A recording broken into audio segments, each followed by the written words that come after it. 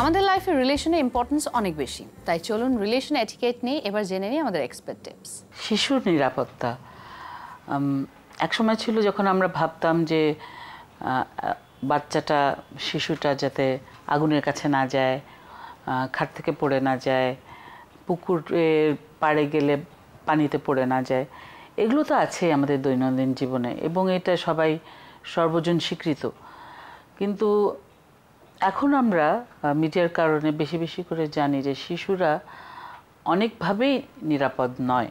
যেমন তারা যৌন হয়রানির শিকার হয়, এবং এটা যে এখন হচ্ছে তা না, অনেক কাল ধরেই তারা হচ্ছে। কিন্তু এটা সবসময় একটা শিশু যেহেতু প্রকাশ করতে পারে না, সে বিভিন্নভাবে বলার চেষ্টা করে, কিন্তু বাবা মারা সেটা শুনতে চায় না বা শোনেন না। এরকমও ঘটনা আছে যে এটা শুনতে গেলে আরও অনেক জটিল হয়ে যাবে, কারণ সাধারণত এই হয়রানিটা হয় পরিবারের ভেতরেই। সুতরাং শিশুর নিরাপত্তা নিয়ে আমাদের এখন ভাবতে হবে আমরা এটা কিভাবে একটা শিশুকে এটা ব্যাপারে সচেতন করব।